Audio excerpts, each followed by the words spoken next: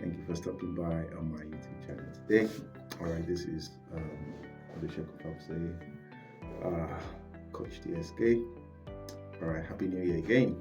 And today I'm doing this recording 8th of February, and today the joint Finland study application opens today. A lot of people have waited for this because it's a one time in a year thing. January 8th to 18, I think, is the period of the application, and you want to do your application today. See, procrastination is a thief of time, and you don't want to steal from yourself. Okay, so I'm going to run through some clarifications and the requirement things you need to get in place. I made a note of them, so I'm going to be taking you through it as briefly and as quickly as possible. My goal is to help you, assist you, guide you to make your dreams of studying here in Finland a reality.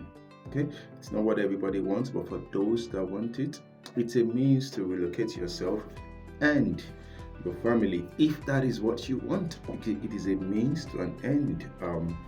You improve yourself, you get a degree hotter, and you also give yourself a new environment to thrive, to succeed, and to flourish. Okay, so if that is part of your 2025 goals, or you've been fast forwarding or pushing it forward from different years, this is the year for you. Okay, you don't want to miss this one so that you don't have to push it to 2026 again. So if you're ready, I'm ready.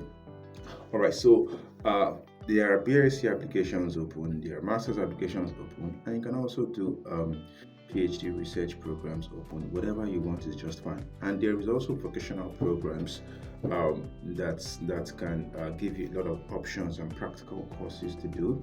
Good thing is that this application, you can use it to apply to 6 different schools at the same time.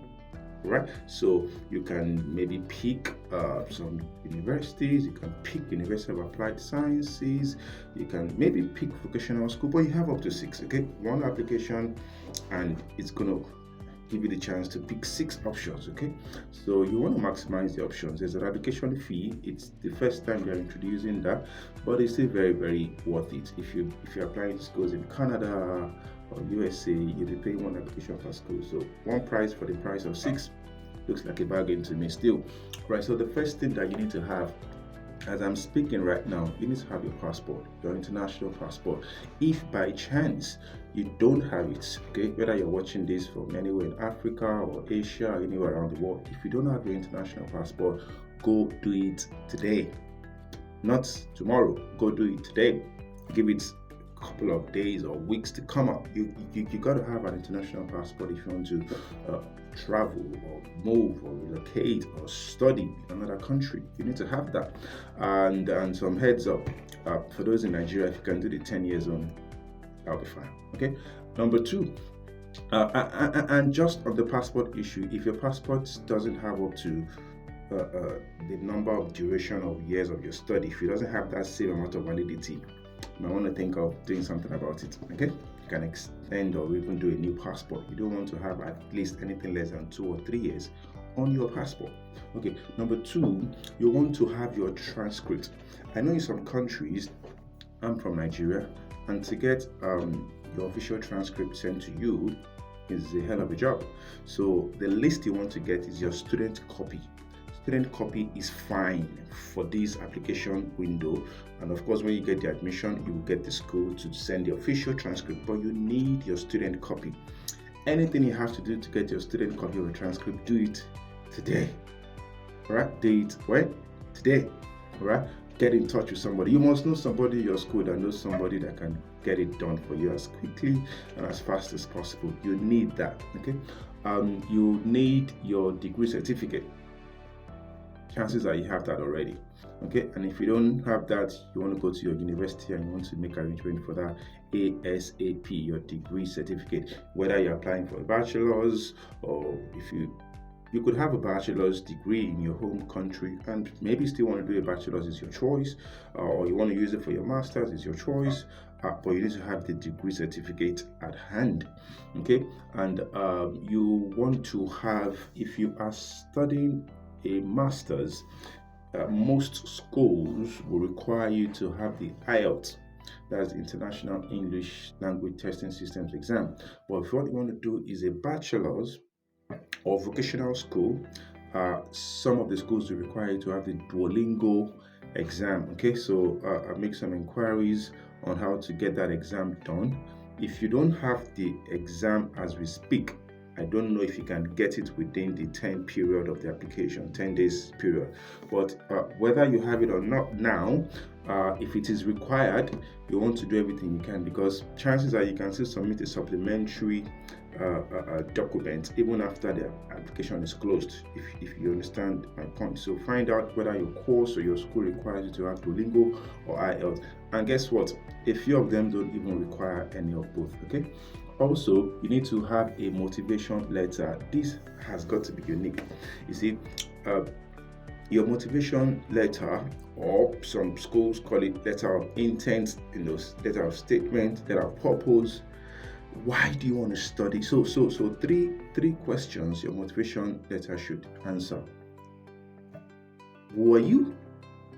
There's only telling us the state you're from, the year you were born. Nobody really cares about that. Who are you as a person? What is your personal motivation? Number two, why do you want to study in Finland? Why do you want to study in Finland?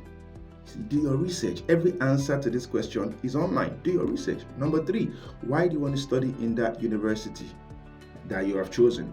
And of course, you need different motivational letters for different universities. You don't want to submit a motivational letter addressed to, say, University of Vascular and send that to University of Tampere. It's going to be messed up. You have not done your homework really well. Okay, so you want to address your motivational letter to each schools differently. Okay, so why do you want to study at that university? And lastly, why do you want to study that course? And what do you want to use that course to achieve for yourself, for your country, for your community, and maybe for the country of Finland? You have to answer these. See, these little tips I just gave you, they are powerful tips that can make your motivational letter stand out. Okay, another thing that you need to have is an updated CV. Your motivational letter, of course, will start by describing who you are. It should rhyme with your CV. Some people have different CVs for different purposes. That is your personal jurisdiction. That is your choice. But the CV you want to craft and draft and use must rhyme and answer the question of who are you, and what your aspirations are, relevant work experiences, and the certifications you've done. Your CV should speak good. There are 1,001 CV templates online. Use the right one. Okay. And lastly, you want to have some references, some letter of recommendations to be good. Okay. All of these things just make your application, because you can imagine a program that wants to take only 20 people, and 1,000 people apply. What is going to stand you out? 20 people out of 1,000. Yes, grace is powerful, favor is powerful, but you better put everything together beautifully and nicely. All right. In addition to all of this information, virtually all schools in Finland have scholarship. So there's the Finland scholarship, there's the national scholarship, there's the university scholarship, there's the course scholarship, and you can apply for scholarship as you make this application. You see, so it's using one stone to kill two birds. So while you're doing that, you want to have some additional information. Okay, so most of the scholarship you can apply together. You can tick yes, I'm interested, because if you're applying from a non-EU country, you are definitely a tuition fee paying student. So every tuition fee paying student is eligible to apply for the scholarship. So some additional things you might want to have your proof of financial resources, maybe to say, okay, you have this amount, but you would appreciate scholarship worth this amount. Okay, you want to have anything that makes you stand out academically. Okay, maybe some recognitions you got in your university, some roles you played as a school governor, class rep. Those things are useful. They speak highly of you as a leader that you are and that you want to continue to be, which is a standard for any university when they are picking students. You also want to have a portfolio. Okay, there's a CV. That's different from a portfolio. If you know how to put a portfolio together, you might want to put a portfolio together. That stands you out, because some of the scholarship, it's only given to maybe 1 or 2 persons out of the 20 persons they want to take. You want to be that one person. Okay, so I'm going to close this video with some general tips that I've put up. And number one, you want to first of all identify the 6 schools. So you can apply to one school and 2 or 3 courses, then use the remaining slot for other schools, then other courses. Okay, it's probably going to be difficult for you to apply to one school and 6 programs in that one school. It just shows you're not very focused. You should know the one course or the 1 or 2 courses you want to do. So different schools study that same course, have that same course, right? So you want to maybe spread your options between all of the universities and University of Applied Science. So you want to use a good number of hours to do your research. You want to go to the website of this university. So as an insider, let me give you this information. So there's Northern Finland, okay? There is Central Finland, there is Southern Finland, and there is Eastern Finland. First, concentrate if you can. Of course, the schools you want to go are the schools that offer the courses you want to do without thinking twice. The schools that give you admission or that have the best or better admission scholarship, I mean to say. And you also want to prioritize location.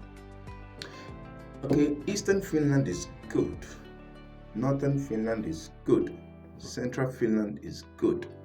But for job prospects, of course, you're going to get 30 hours a week to work. It's allowed. It's going to be given to you. But you have to see the job to do the job. Because of job prospect, try, if you can, and prioritize schools in Southern Finland.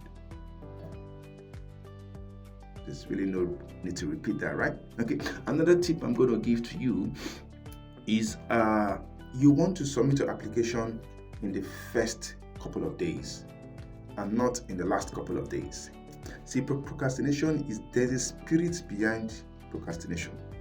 As you are watching this video, if you get to watch it while the application is on, good for you.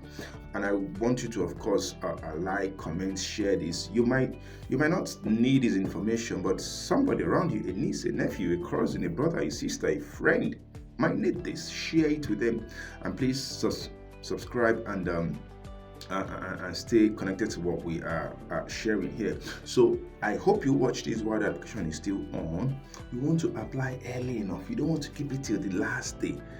Let your village people not attack your internet or attack your laptop, or you can't scan a document, or you don't want to bite your finger and cut the finger off. Apply in the first few days.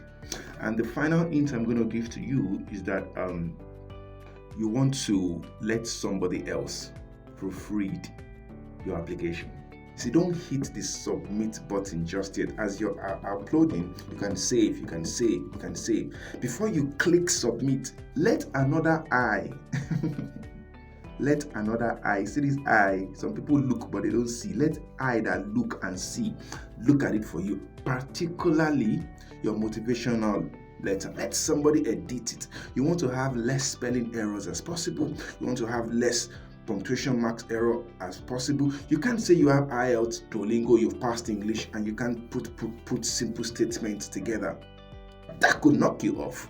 That might question the IELTS score you claim to have or the Duolingo certificate you claim to have. See those little tips?